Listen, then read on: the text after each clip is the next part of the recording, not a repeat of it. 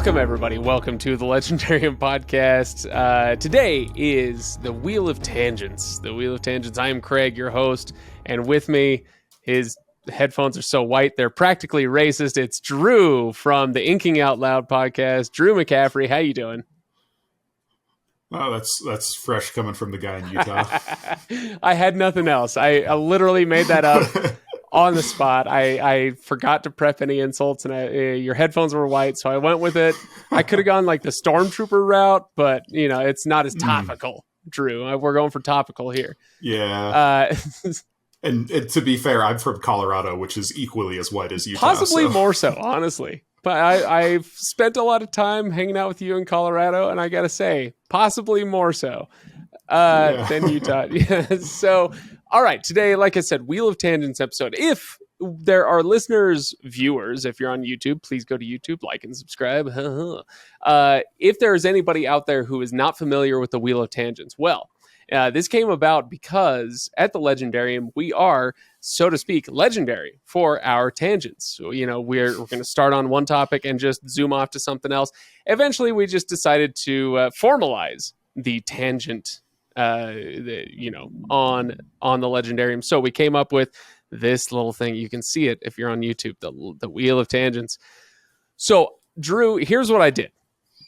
I got more response from this than I do from most Wheel of Tangent, asks. I'll go on Discord. Go to thelegendarium.com, check out the Discord link. Yes, we have a very active Discord, and it's delightful.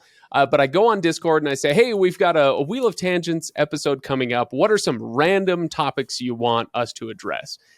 People throw stuff out there, and it's a lot of fun. But today, I threw a wrinkle in there, and I said, I want your stupidest questions. This is the Wheel of Tangents Stupid Question Edition.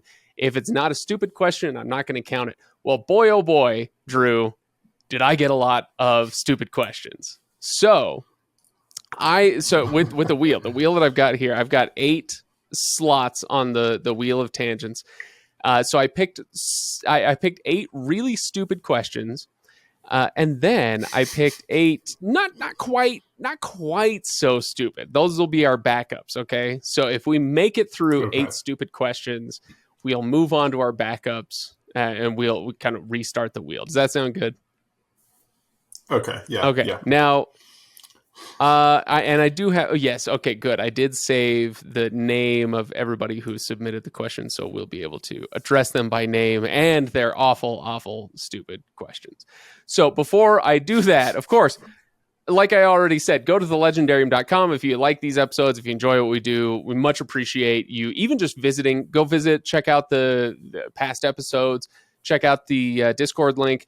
And go to Patreon if you really like what we do here. But in all honesty, I got to say, with Drew here, I'm going to give a more passionate plea to say, go check out Inking Out Loud and their Patreon because, they've actually got an active Patreon channel. Drew, you do fiction and there's stuff there that is Patreon exclusive, which we aspire to, but you actually do better than us. So people should go check that out.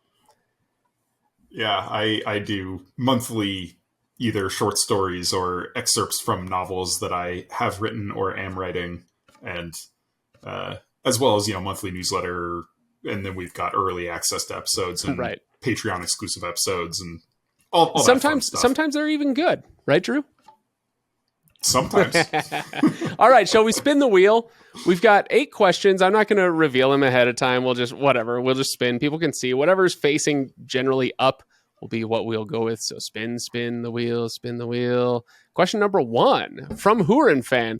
What sci-fi fantasy creature do you think would taste the best? What sci-fi fantasy creature do you think would taste the best? A truly stupid question, Drew. And I'm curious if you have something off the top of your head. You look like you're deep in thought, like you're giving this too much thought. I gotta say what's the little Babu Frick would probably be delicious, especially because everybody loves him so much. He's from the Isn't he from the last Star Wars movie or something? Oh no, he's from the Mandalorian or something. Babu Frick. No, I think he's from the last Star Wars movie. He's from the last. It's been so long. I've only watched The Last Jedi and Rise of Skywalker once. But the little guys in Star Wars. There's that guy, and then the guy in. Oh, the porgs. Well, the porg. Oh yeah, you know porgs. what? Yeah, I got to change my answer. The porgs. Those probably taste pretty good. What do you got? I'm just thinking of the Minotaur. I feel like you could get a really good steak off the Minotaur. Are we venturing into cannibalism with the Minotaur? Because he's like part man. Oh, I'm thinking more the cow side. Just something off the shank. Just give me something off the shank. Is that Primo filet mignon?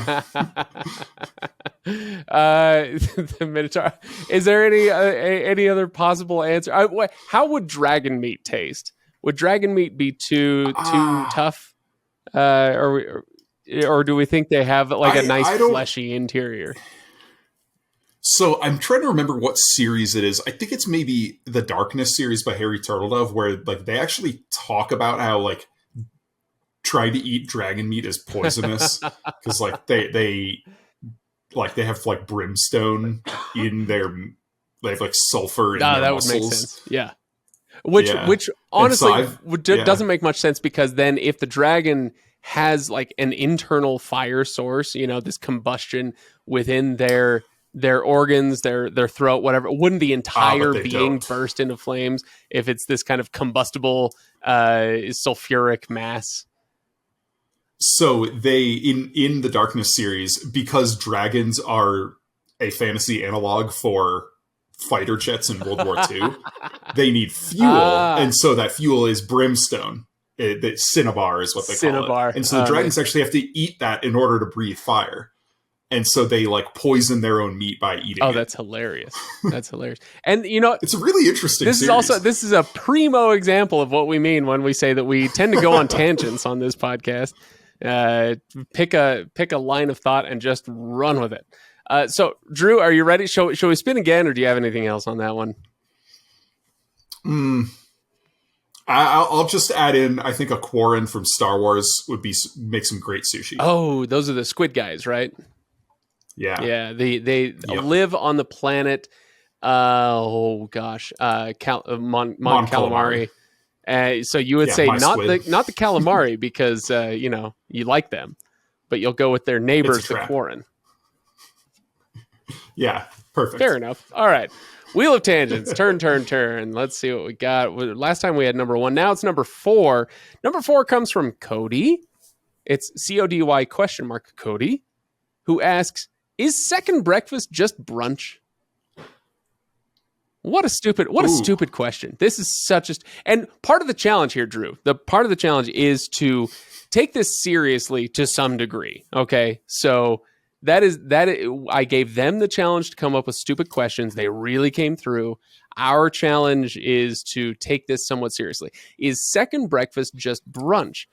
To which you're shaking your head. So. I say yes, but why do you say no? Hobbits don't have mimosas. Is a mimosa necessary for brunch? Because I got to say, there are a lot of Mormon ladies around here where I live who go to brunch and do not drink mimosas. Well, they're just missing out on part of the brunch They're experience. Just eating second breakfast. Yeah, exactly. There you go. I think you need an alcoholic beverage to make it brunch. Otherwise, it's just second breakfast. Oh, interesting. I'm putting my foot down. I am defining it. All right. How do we feel like hobbits would think about this? Second breakfast. I did discover that elevensies is a real thing. So there's breakfast, second breakfast, and elevensies. And that's got to be a tea focus thing, I would right? assume so, but one could say like, okay, so elevensies would be brunch, and second breakfast is not a real thing in England. So you look like you're looking something up. Oh my gosh, I am looking up elevensies. You are taking a short break taken around 11 a.m. to consume a drink or snack. There you go. So there's your brunch. And it. So on Wikipedia. They have a series on meals. Oh, boy. And in the order, it goes breakfast, second breakfast, elevensies, and then brunch. And then brunch. Straight up, F off Wikipedia. That is dumb. That is really stupid. 11sies and then brunch. No. Okay, is second breakfast just brunch? I say yes. I say it's a cuter version of brunch, perhaps without alcohol, but that doesn't make it not brunch. You know, it's if you want to call your brunch second breakfast because you don't want to get messed up for the rest of your workday, that's fine. That's fine. It's second breakfast or it's brunch, whatever. All right, let's wheel of tangents. Turn. We've done 1 and 4. I need to like mark these off somehow. Okay, what are we at? Number 3. Okay, number 3 again from Cody. Oh, another one from Cody. If Batman was in Middle Earth, sorry, I'm going to be coughing because I'm still getting over a sickness. But if Batman was in Middle Earth, would he have taken the ring to Mount Doom by himself? This is an insanely stupid question, but I partly like it, Drew, because okay. So again, let me just say it again. If Batman was in Middle Earth, would he have taken the ring to Mount Doom by himself? The question is not, would he have succeeded? Would he have murdered Sauron by himself? Would he have, could he have pulled the entire operation off? Well, the question is, would he have taken the ring to Mount Doom by himself? And my answer to that is unquestionably yes. He would have, kind of taken over he would have skipped out on the fellowship. Oh, yeah. He would have taken over the whole operation. He would have elbowed Elrond right out of the way, grabbed the ring and said, yeah, I've got this. I'm on my way.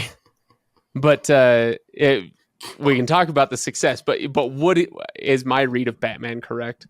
And if so, why? Yes.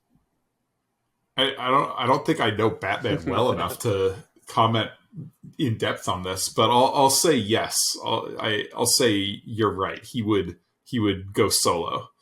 Yeah, he would. And here's part of the question. And okay, again, we're taking this way too seriously because that's our job. This is a stupid question, but we're going to take it seriously. My question, I have some follow-ups on this, which would be, if Batman were in Middle Earth, has he been there the whole time? Is there a resident elf or human who has taken up the mantle of the Batman? Or is this a situation where he invented some technology and Fox kind of like dropped him off in Middle Earth and was like, all right, here you go. If that's the case, if it's Bruce Wayne in Middle Earth, does Bruce Wayne have support from Alfred and Fox and, whatever, from Robin? Does he have support from anybody else? Or is it the kind of thing where it's like, all right, your mission, Bruce, should you choose to accept it, is to drop into Middle Earth. You get these resources and no others. So it's not like you can call up the Batwing at any moment and just drop it in the fire, right? Anyway, so there are this question, stupid though it may be, Drew, is just ripe for some really, really, really, and I mean truly horrific fan fiction. Right? Oh God!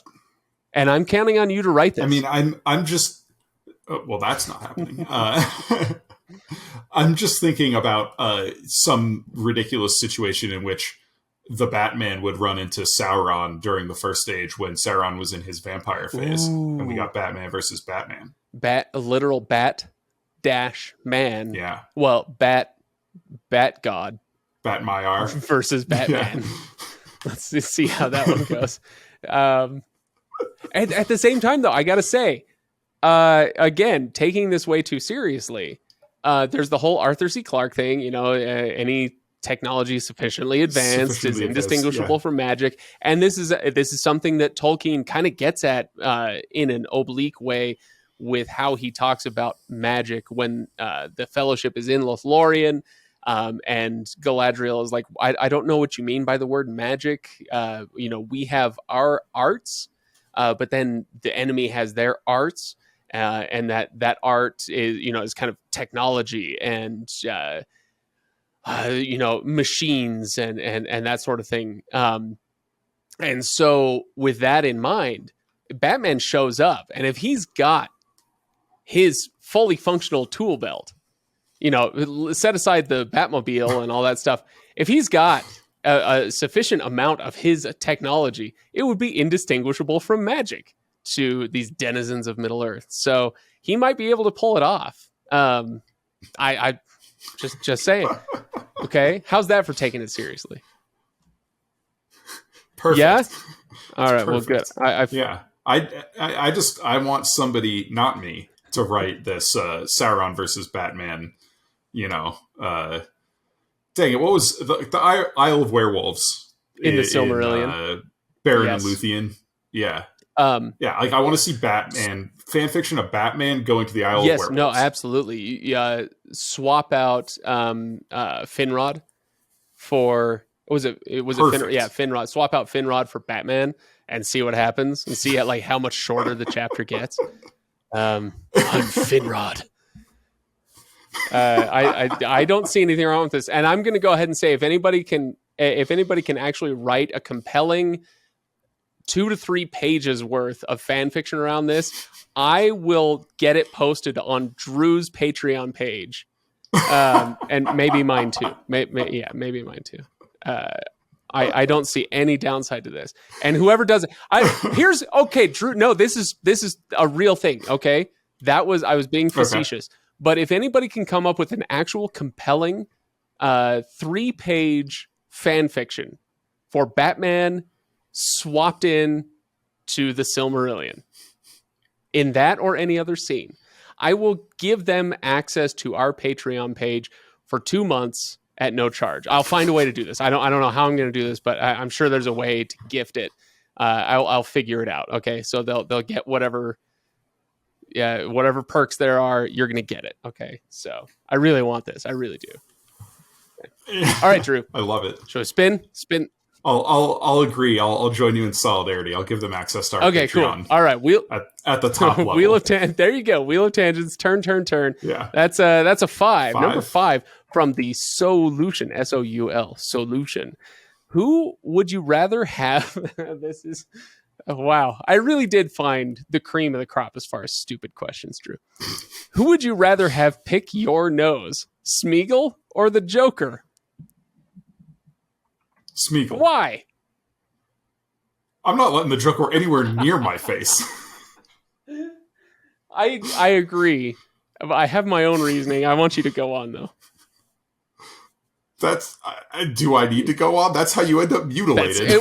But people might say the same thing about Smeagol. The reason, because I had the exact same. I had the exact same initial reaction, and my response would be, look, Smeagol is single-minded in his obsession. He wants one thing, and that is the precious.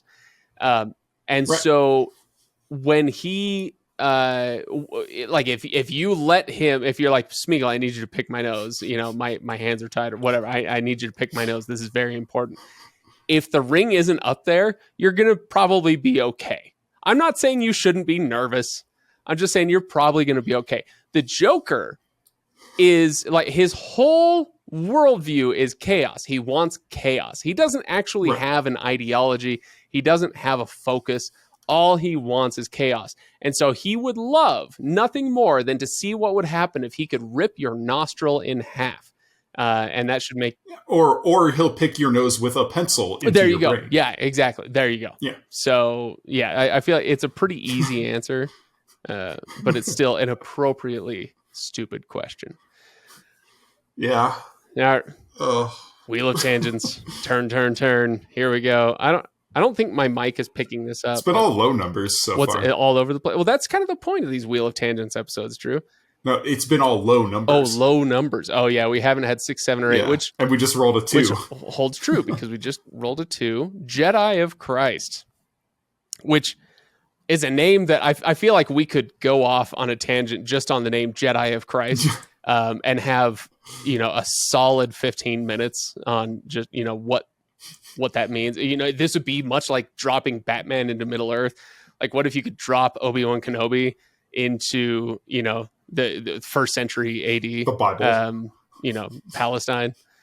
That's great stuff.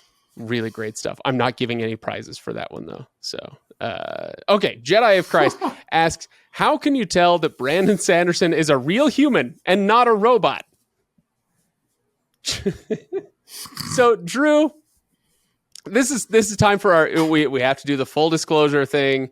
Drew, you are a beta reader for Brandon Sanderson, and so I should also disclose that I am kind of a beta reader for Brandon Sanderson as well. Not for as long as you have been.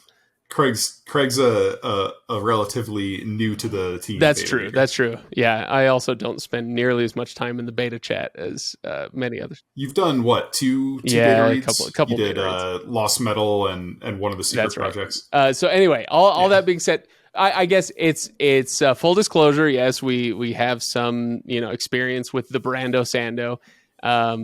Not just reading his stuff, but also in person. So that's all fine. But also, it lends us a little bit of legitimacy to answer the question: how do we know that he's not a robot? Drew, how do you know that Brando Sando is not a robot? Have you seen that bathroom in the lair? I just want you to stop there and let people imagine what Brandon does to destroy a bathroom. Like a robot could never leave that kind of destruction in a bathroom. No. I thought that's what you were going for at first. I really did. No, I've actually. Oh no, that's a lie. I've been in the lair once since that. The lair. You'll have to tell people what the lair. No, it's just a very luxurious bathroom, and a robot would not need that kind of luxury. But a robot will provide for their human minions. But this is Brandon's bathroom, like in the lair next to his writing office. Isn't there? There's only one bathroom in the lair, isn't there? let me. Okay, have all right. Credit. Sorry. You're going. Yeah. Okay. I was going for realism here. Right. No, yeah, it's true. It is right next to his desk. That is true. Yeah, it is. Which is hilarious that he designed his lair so that he sat right next to the John. A kitchen and a shower and yeah, it's the whole thing is ridiculous. Oh, it's in the most delightful way. Yes, no, absolutely. How do we know that Brandon Sanderson is real human and not a robot? You say the bathroom. I say we can't know. There is no. Whoa. I say there is no solid, scientific, provable from a distance evidence that Brandon is not a robot. I don't think you can tell. Well, we may have some evidence that he is a robot, or at least an android of some sort, and that is the ice bucket challenge he did. Oh, okay. What? Okay, go on. Basically, he was, out on his patio grading papers or something like that, and Peter came up behind him and dumped the ice bucket on him, and he did not flinch. Peter turned to the camera and said something like Sanderbot 5,000 waterproofing test run successful. And I feel like that's a data point in favor of him of him being a robot. Okay, yeah, no, that makes sense. I was going to say a robot would be smart enough to flinch, thereby preserving their cover as a human. Yeah, no, I think what this person, the solution. Oh no, that wasn't the solution. This is Jedi of Christ. What they're driving at is how does he write so much? I will say, taking this question seriously, how do we know that he's not a robot? I will say, name any other popular author. Any other, okay?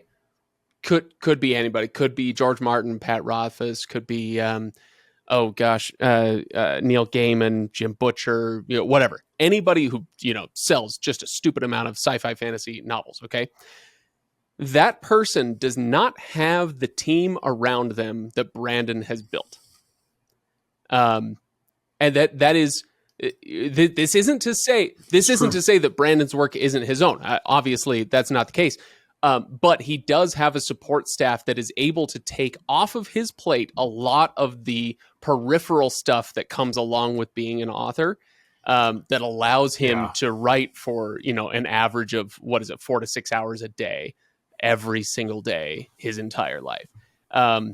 So that's how we know that he's not a robot. I wish. Because it seems like he shouldn't be able to accomplish this because no other authors seem to be able to accomplish what he does, but he's able to do it because of his support staff, all of whom, with the possible exception of Peter, are probably human.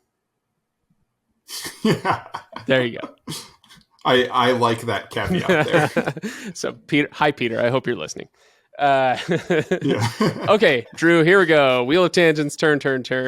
All right, we need a 6, 7, or 8. Drew, let's see what fate has rolled up for us here. It's, oh my gosh, it's a 7. Would you believe it? Murph, 1976. Do you think that's the name of, or the date of their birth, or the date of their marriage, or maybe just their favorite year in history? Like, I really enjoyed these. Big fan of the Bicentennial. Yeah, there you go. Yes, big fan of Bicentennial. Maybe big fan of it, like the self-titled Boston album. Just 1976. What a year. Asks, what would be your own unique offensive spell in the style of Harry Potter? The whole spell, not just the name. What would be your own unique offensive spell? I'll tell you what mine would be. Are you ready for mine? Mine would be Sarcasticus, and they're unable to perceive anything in a literal way, the way that it's presented to them, and so it's a bit like a Confundus charm, but it's a Sarcasticus charm. So Sarcasticus, and they can no longer perceive the literal world. There's my offensive spell. That's way better than anything I'll be able to come up with here. Do you care to venture a guess, or should we spin the wheel again? I was like, the first thing I thought of was, you know, like how she bases it on Latin, right? Like Latin, and I like all the Latin I know is from being Catholic. There you go. Oh yes. Oh, we could come up with some good stuff there, Drew. Oh, tap into that Catholic school, 12-year-old, rebellious. Screw you, sister. I do what I want, Drew. Yeah. I'm giving you 5 seconds. I'm currently spinning the wheel, so if you don't come up with something, I'm skipping you. All right. The only Latin that's like jumping to my mind is Agnus Dei, Lamb of God. Oh, we could come up with something real horrible with that. So maybe we should skip that. A plague of lambs. Could you like Anusio? Oh my gosh, you could come up like you could do some really horrific stuff where you use, what would the charm be? Like, what would the curse be? What, you know, how would you cast it? But when you do, it turns their insides into wool. And so it's instant death, but also in like a fluffy and gruesome way. It's like coming out from... I don't even know where to begin. It's coming out around their eyeballs. It's like this fluff is coming out their ears, and it's kind of... This is just reminding me of Conker's Bad Fur Day, when you shoot one of the teddies and instead of like blood spurting out, it's like fluff. Yes, no, absolutely. I think this is right and proper. Neither of those things. Okay, Wheel of Tangents, turn. We need a 6 or an 8. Oh my gosh, it's a 6. How about that? Drew, got a question for you from Huron Fan. All right, okay. Huron Fan asks a lot of dumb questions on Discord. Just kidding, Huron. No, I'm messing with you. I feel like, you know, with some members of our Discord, they've been around so long that I feel like I can mess with them in much the same way that I mess with other members of the panel, which is probably not appropriate, but I still feel like I can. And so I do. Anyway, so yeah. So Huron Fan asks, what does the milk from The Last Jedi taste like? Oh, it's got to be sweet. It's got to be like sweet and maybe just faintly fruity. Like maybe it tastes like a really tame blueberry yogurt. Okay. That's fair. That's defensible, but I disagree. And now I want to drink milk that tastes like that. Let me show you why I disagree. Okay, because those on YouTube, I'm just drinking water right now because I need it at the moment. But those on YouTube will see the face that Luke makes when he drinks the milk. Okay, so he's milking the weirdo thing on his planet, and then he drinks it. And he goes like this. And he gets this look on his face like, oof, yeah, that's the stuff. That leads me to believe that it's really bitter, very acidic, and very bitter.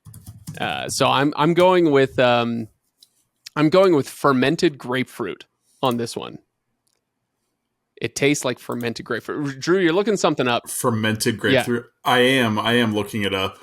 Oh, is there an actual answer to this of what he's drinking? Oh yeah, I totally forgot about that little grimace. Yeah. He does. Huh. He does the grimace again. I've only seen The Last Jedi once, so that was many years ago. Right now. And proper. That's as many times as it takes. That's true. That's as many times as it takes to know that it's terrible. Like, I was definitely thinking about the blue milk from A New Hope, which is supposed to be that problem. I feel like but Hurin Fan did specifically say The Last Jedi. Yeah, it felt like that was supposed to be a callback. Like, oh, he's drinking the blue milk, just like on his desert planet of Tatooine, where do they import this stuff? Like, then everybody knows about this planet. They have a raging blue milk trade going on. This, it made no sense. Oh, gosh, I hate that movie so much, Drew. It's hard for me to express how much I hate The Last Jedi. Anyway, as that being the case, maybe we should just leave this behind. I don't know. All right, I guess. Drew, do you have anything else on that? I'll close my tab on 11Zs as well. No, I think you're probably right. Just based on reviewing that segment of the movie, it does look like it has a harsh taste to it. So like fermented grapefruit, I could see. Yeah. I've rated a lot of beers on Untapped, Drew. About 600 of them, and only one of them have I ever given like a 0 to, like 0 stars. And it was in fact a grapefruit beer that was so horrifically bad that I couldn't help but give it that. So apparently the worst rating I've given a beer on Untapped was a 0.5. Okay, yeah, this one I think I gave it a 0.25 because I did finish it, but I wasn't happy about it. Okay, Drew. Yeah, 0.25 is the lowest they go. You know what? Oh, holy smokes. I don't know if that might have crossed to a 1, but we basically rolled an 8 anyway, which is fine because that's the last number that we have to do on our stupidest of the stupid list here. This one, again, Drew, from Hurin Fan. Give us a terrible epilogue in the style of the Harry Potter epilogue for a book you love. Okay, Drew, I want you to think about the books you love the most, all of which are by Gene Wolfe. It's funny, I did immediately think of Book of the New Sun. Of course you did. Of course you did, Drew. Also, The Black Company, though. I think you could come up with a really terrible 19 years later Black Company epilogue. Is it 19 years later in Harry Potter? Yeah. This is. I should pause while we're thinking of our actual true answers. For those who don't know, there was an epilogue to The Lord of the Rings. Tolkien had an epilogue that he was going to include, and his publisher talked him out of it. I'm sure partly because, hey, Ronald, we've got plenty of endings already. Thank you. But also partly because, it would have thrown things off quite a bit. The epilogue, so, Frodo sails to the west and Sam is the mayor of the Shire forever, basically. Merry and Pippin are doing their Merry and Pippin thing, still in the Shire. And Aragorn, now king of both Gondor and Arnor, he sends out this royal decree, an edict that says that nobody except hobbits. So no dwarves, no humans, no elves, no orcs, no nothing. Nobody is allowed in the Shire except for the hobbits. Okay. And so years and years later, after Frodo has departed and gone into the west, Aragorn makes a visit to the Shire, but he's not allowed to go in because, he's bound by his own law. He can't go in. So he goes to the Brandywine Bridge and meets Sam and his family on the Brandywine Bridge. So he doesn't actually cross into the Shire, but they hang out for a bit on the Brandywine Bridge. There's a letter that he wrote inviting Sam and his family to be there. Tolkien wrote the letter out in Tengwar, and Oh my You can gosh. get it. I showed this in one of my YouTube videos. Like and subscribe. I showed the loose leaf version of this that they put in one of the premium versions of the Lord of the Rings that came out earlier this year, maybe last year. And so anyway, so it's this whole prologue, and it's in a way it's adorable. You know, Aragorn is meeting little baby Eleanor, and you know, it's talking with Sam again. It's kind of nice. But at the same time, it's like, do we really? Thank you, editor. Thank you, someone, for finally saying no, Ronald. No, we don't need this. We don't need it. All right, what would you do with your Gene Wolfe, Drew?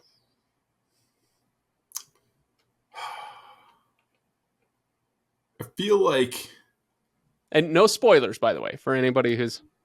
So that's what's making this really hard, is not spoiling this. It's like Book of the New Sun is also tough because he already sort of wrote a coda for it in Earth of the New Sun. Okay. So I'm actually like leaning more toward the Black Company on this. And maybe it's like, 500 years later, and the Black Company is like just some consulting firm at this point. And that's pretty good. They've got offices. They got offices all over the continent, and yeah, they're just consultants. That is pretty good. Consultants in what? What? So for those who haven't read it, they're mercenaries, right?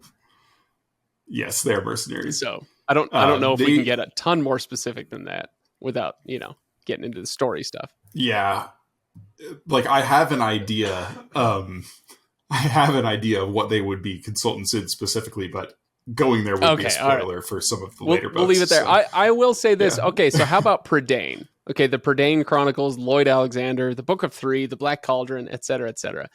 We covered this on the show within the last year or so.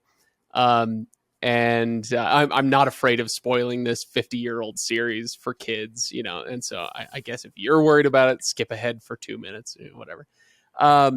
But you've got Taran, the assistant pig keeper, and he goes on 5 books worth of adventures, only to find out that he is in fact the long lost prince, or well, I guess he's not the prince, but whatever. He becomes the High King of all of Prydain. Congratulations! There was much rejoicing, and he has Eilonwy, his queen, and all this stuff. But unlike with an adult fairy tale in the way the Lord of the Rings is, you get to the end of the Lord of the Rings, the story ends, it's over. And then you get like the Scouring of the Shire and all the stuff with Sharky and all this.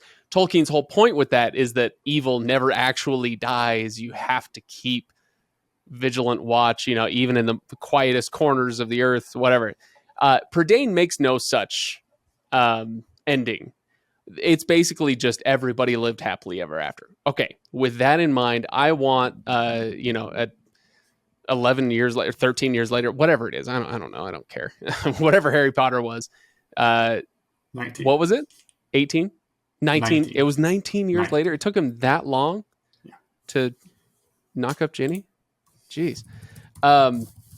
Whatever it was. Anyway, so 19 years later, evil has been vanquished from the land, and now Taran, the only thing that he has to do is to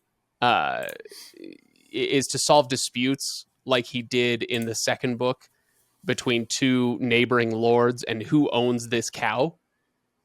And that is the extent of his kingship. It's boring. It's mundane. It's not worthy of any songs or stories. There's nothing about it that's interesting or adventurous. He's just like, no, just shut up about the cow. Just please, everybody shut up about the cow. I'm sick and tired of this. All I want to do is go back and hang out with Smoit and feast. Anyway, that's what I if I wanted a horrendous, terrible epilogue in the style of Harry Potter, that would be what I'd go with. All right, that's solid. So there we. That's good, Drew. That was 8 terrible questions. Stupid questions. Stupid question edition of the Wheel of Tangents. I do have 8 slightly less stupid questions. Do you care for them? Do you want to call it quits here? Fire away. Or are you ready? I'm ready. I was born ready. Boy, all right. I'm probably not ready. Glutton for punishment is Drew over here. Okay. Wheel of Tangents, turn. We have, a fresh 1 through 8. This time we're going to start with number 3 from Lady Sweden. Lady Sweden says, if you could have Cate Blanchett in her most Galadriel voice narrate a moment of your life and make it glorious/epic, what would you choose?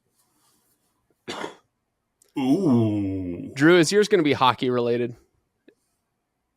It might be hockey related. What would it be? Do you have something off the top of your head? I have mine. You go first. I'm considering a couple different things. Here. If I could, so we're going with kind of the prologue of the Fellowship of the Ring, right? That's when she does her most epic Galadriel voice narration. Oh, I'm thinking of her like in the trance, considering what would happen if she had the ring. You shall not have a Dark Lord. You shall have a queen. No, I'm thinking of. So this is narrating a moment of your life, which I guess that fits. She could narrate it like that. That's fine. Yeah, your hockey moments.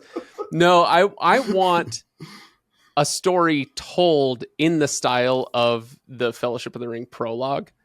And the story that I want told is how I snuck my girlfriend out of the house when I was 17 at 3:00 in the morning and outsmarted my mother. And got my girlfriend out of the house right under her nose. It's not a story that I feel like I have the time. I'm pretty sure I've told it in most of its detail on the show elsewhere. But I don't have the time to tell it here, but believe me when I tell you, it is one of my finest moments.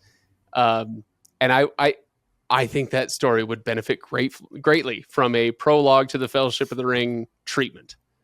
So that's what I'm going with. All right. I beat that, Drew. I don't know if I could beat that. Like, part of me wants to go in a completely different direction and have her do narrate my best man's speech at my wedding. Ooh, I love it. When he talked about how when we were like 8 years old, we were driving up to Estes Park in the Rocky Mountains and he got car sick all over me. Oh. Is this like at the bachelor party? This was at the wedding. This was his best man's speech. Yeah. It's all right. I got him back. I was his best man and I got him back. Did you puke on him? No, my speech. I embarrassed him. Yeah. Unless you, I mean, he embarrassed himself. I wasn't the one who got car sick. That's hilarious. But no, like it was this just like I still have it burned into my head where he was sitting in the middle in the back seat and I was on the door, and he turned to me and he was like, "Drew, I don't feel good," and he had like his hands covering his mouth, but he had like a $20 bill held between two of his fingers, and I was like, "You're like trying to trick me." Because like otherwise you would have dropped the cash. Man. And then he was not tricking me. Oh man, that is rough. That is rough. Yeah. Okay, that would be a good one. I kind of feel like we should just back up and say, have Galadriel give your best man speech or your maid of honor speech. I mean, that's great. That would be a great moment to do it. I did get a note, by the way, for anybody who wants more Patreon perks. We don't do this with every episode, but sometimes when we do these remote episodes, I'll put up a link so that people can watch us film them live. And we do have a few people watching. And Little Red Book says, "Stop teasing us with that story, Craig." So, well, not today. I'm not going to stop teasing you. One day I'll tell the whole story front to back. It never quite seems to fit on a sci-fi fantasy podcast. If the Wheel of Tangents ever says, if somebody ever submits, tell us the question of sneaking your girlfriend out of the house, I'll give you a good 8 minutes on just sneaking her out. All right, Drew, here we go. That was number 3. Thank you, Lady Sweden, for the terrible, but not that terrible question. Number 1, Huron fan asks, how many Star Wars movies do you have to like to be a Star Wars fan? Again, how many do you have to like to be a Star Wars fan? Again, it's a stupid question. Don't get me wrong, but it's not that stupid. It could be stupider, right? So that's why this one goes on it's like the B team of stupid questions. I'm gonna go with 4, Drew. I'm gonna go with 4. If you don't like 4 movies, Are they 4 no, specific they are movies, not or 4. They just are not 4 in 4 general? specific movies. I think 4 generally speaking. So it could be like the 3 originals plus one of the prequels. It could be 3 originals plus what was the war one that came out, Rogue One, that came out somewhat recently.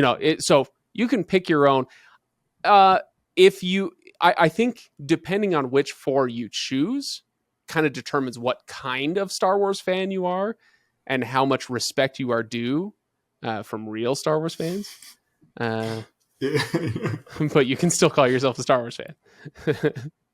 Let's see. There are, 9, 10, 11 total? I have no idea, man. Star Wars You're asking movies. the wrong guy at this point. 12 if you count the Clone Wars animated movie.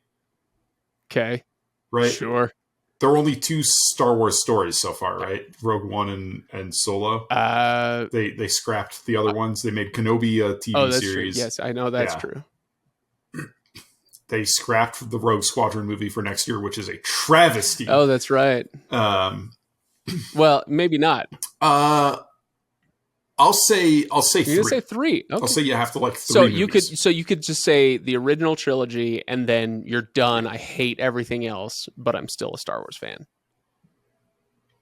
But I say that because the expanded universe exists, and you could be a Star Wars fan based on that. True. I guess I'm trying to keep myself to the world of the films, such as they are. I am physically incapable of doing that. I know you are. I know you are. As a tremendous expanded universe fan. Yeah, although at this point you have to call yourself a Legends fan, right? No.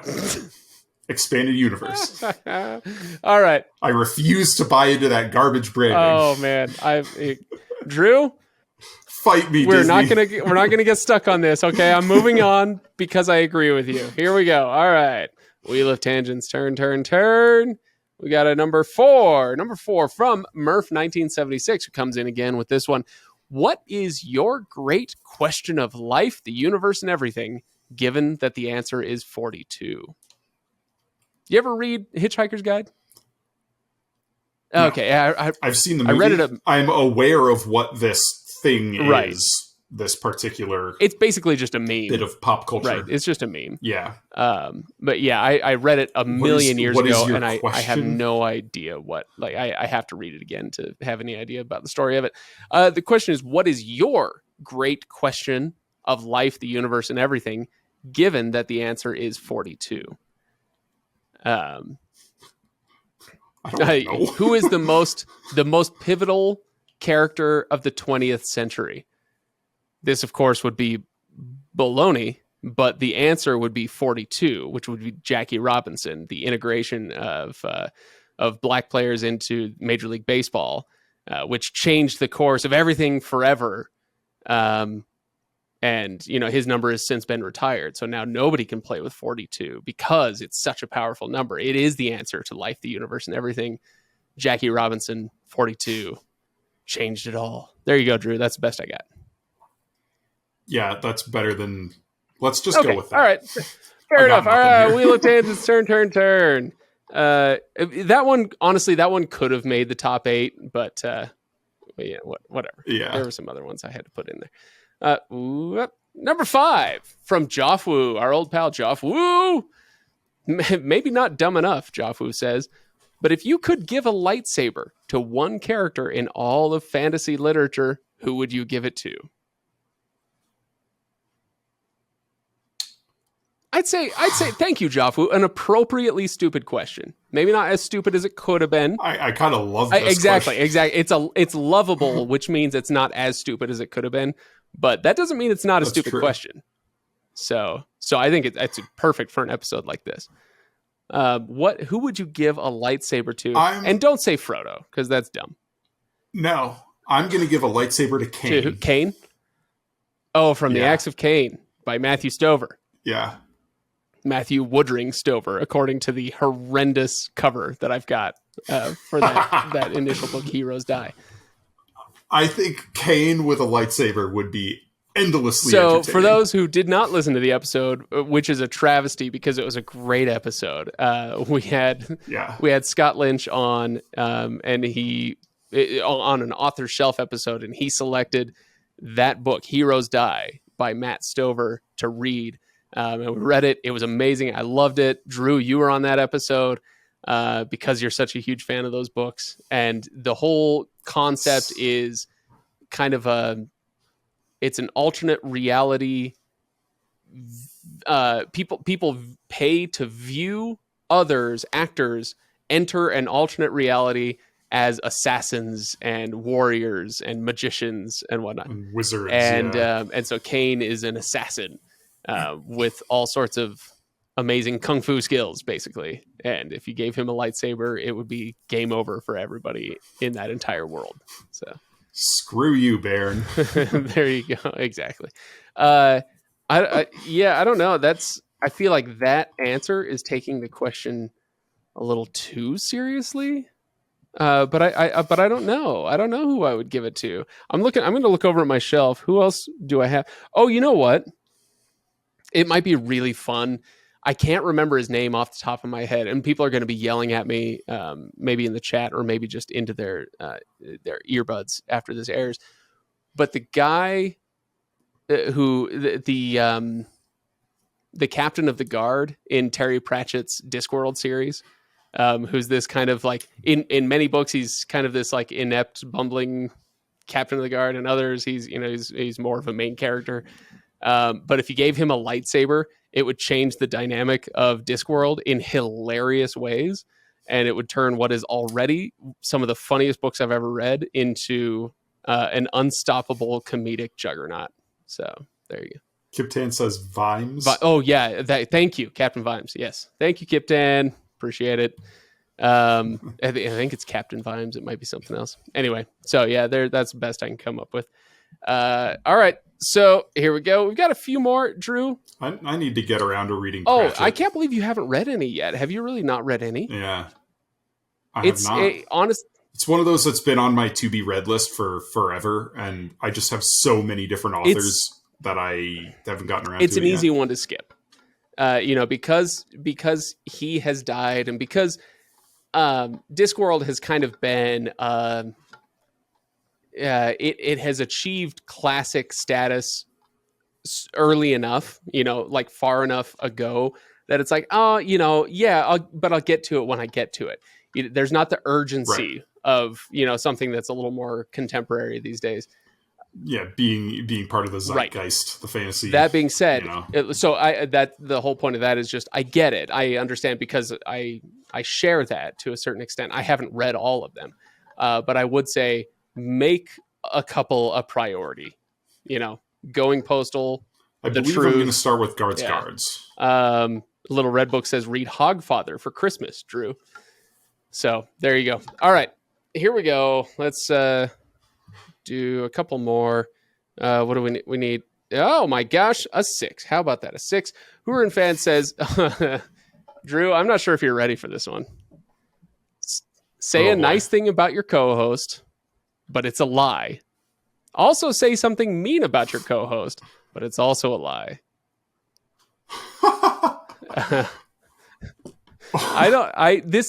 So let me peel back the curtain a little bit. I sent these ahead to Drew so that he could have a chance to, come up with, interesting or funny answers.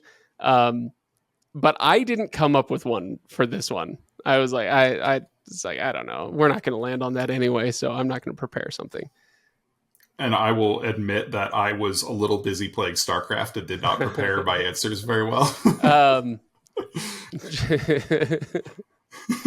Let's see. Say a nice thing about you, Drew, but it's a lie. Both things are lies. Yeah, no, Drew. Right? Speaking of StarCraft, actually, Drew, you are a tremendous StarCraft player. Just lights out. It shocks me, honestly. It shocks me that you're not on the pro circuit at this point in your life. I can't believe it. It's just, like I said, tremendous. It was a career choice. I Absolutely. Something not nice about you, something mean about my co-host here, Drew. Um, Something mean about Drew is that I've never met anybody who so easily repels everybody that they meet. Just that there's never a person that Drew has met that hasn't walked away going, "What the was that guy?" So there you go. That's you in a nutshell, Drew. You're a terrible StarCraft player, and no, you're a great StarCraft player with terrible interpersonal skills. There you go. There you go. Good luck. Okay, what you got? This no pressure because it's only me. That's true. Yeah, I don't even know what I would have done if Ryan had been on. Like, I don't know Ryan well enough to go. It's all right. Here. Don't worry. I would have had you covered there for sure. I could have come up with like 5 on the spot. So, a nice thing that's a lie and a mean thing that's a lie. We can skip it, Drew. If you don't want to do this one, if you don't want to do it, we'll skip it. Okay.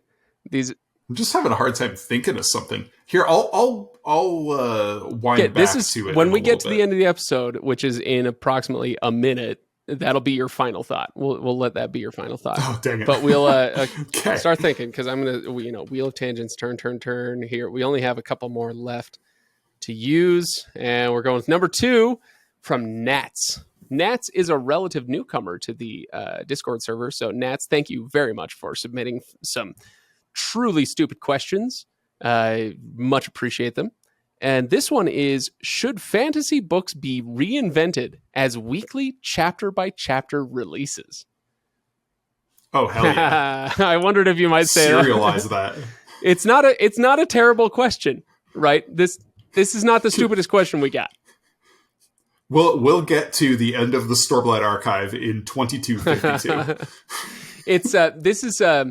It's a stupid question in the way that I think I was reading. It was some like economist. It might have been Tom Sowell who said a problem isn't a problem if it has no solution.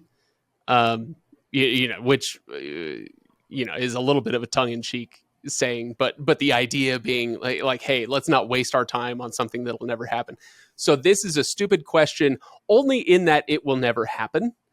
But like in theory, it's a great question. I love this idea. And it kind of gets to the debate. There's a current debate happening right now, Drew, about streaming titles. Should they be released all at once, a la Netflix, or should they be released week on week, a la pretty much everybody else these days? And frankly, I really like the weekly releases when it comes to streaming.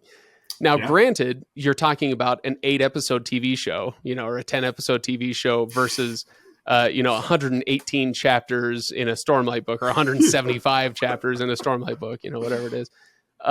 So it's a little different that way. But, you could rework a Stormlight book to fit a weekly release model and get it out in a year, right? So it's, excuse me, it's still not a stupid idea. And I like the idea because for the same reason that I like the streaming side of it, it builds anticipation.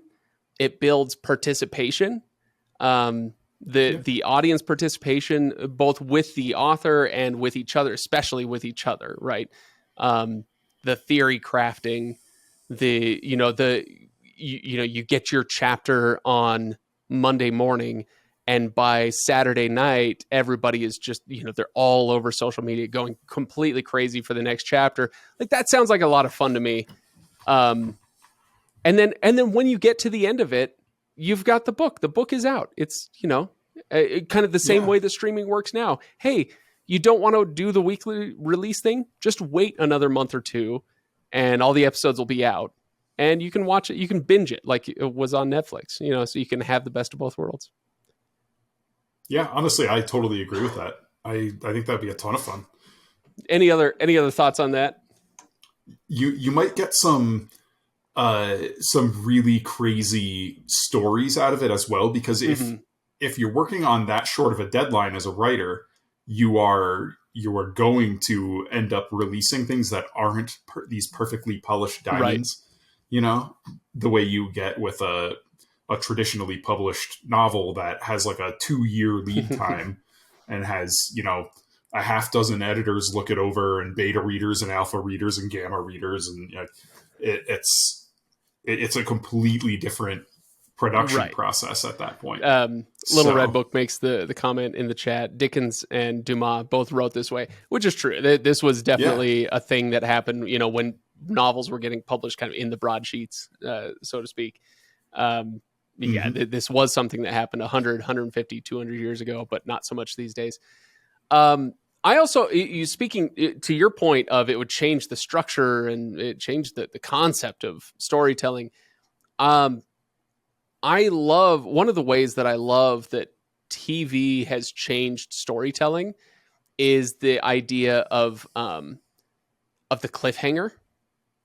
That it, obviously it exists in plenty of novels, but there are a lot of novels out there that could benefit greatly from the idea of a cliffhanger, and, you know, not stringing the audience along forever, but giving them some resolution as you continue on through the story. So I'm thinking of a TV show like 24, right? Yeah. Okay. Now we're going back into my childhood, not quite childhood. Gosh, I'm so old. I was an adult when 24 came out. But like 24, it was 24 episodes, but every episode had some kind of thing to pull you into the next episode. And wouldn't it be interesting if novels were structured more that way, where, you know, at the end of every chapter, there's something that hooks you. It doesn't have to be an action beat. It doesn't have to be whatever, but something to hook you and pull you along. So. Now, I'm trying to remember what it was, but there was a book we covered on Inking Out Loud. It may have been Dresden, a Dresden book, or Mistborn or something, but I remember Rob complaining about this book because Rob complained about something. But it was every chapter ended on a cliffhanger, and he was like, "This is getting old." But when it's packaged in that one single novel format, yes, that gets old. But when it's serialized like that, weekly releases, that would be effective in a way that it just isn't in a different format. Yeah. So, All right. So, Drew, let's wrap it up. And so I'm going to ask you for your final thought. Do you have anything nice or mean to say about me that is not true? Yes. Yeah. So Craig is a man of such discerning furniture taste.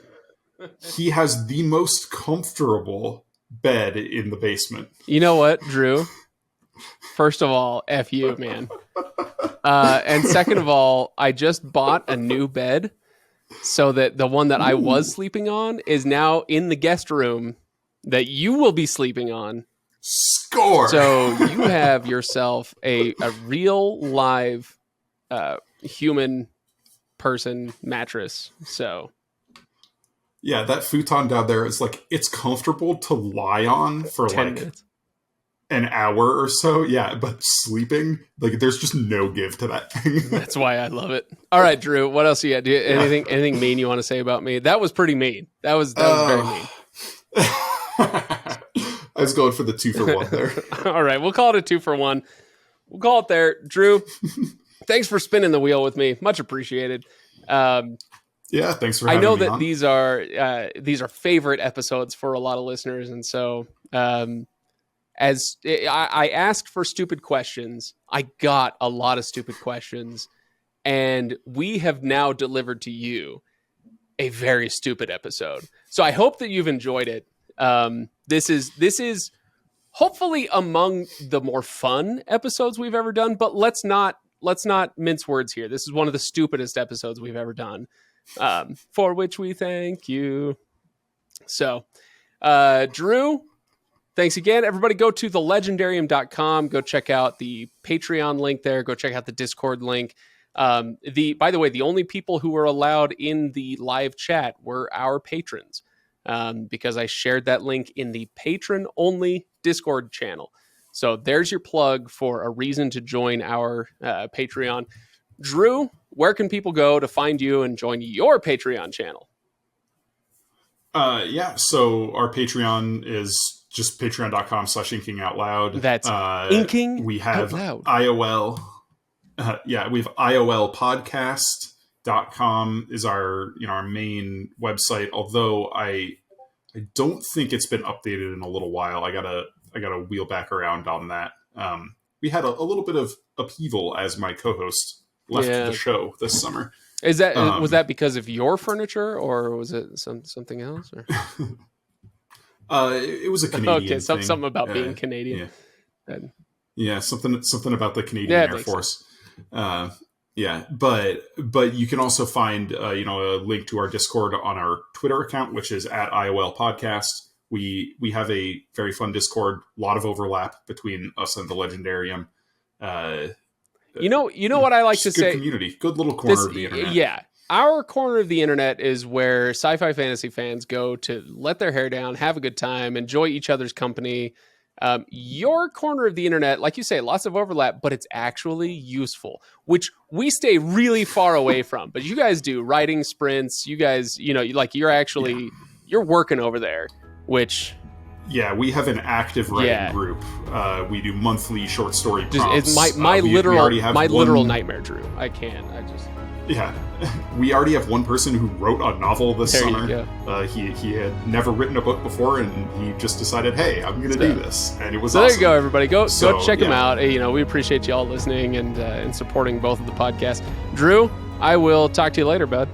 Sounds good. Thanks, Greg.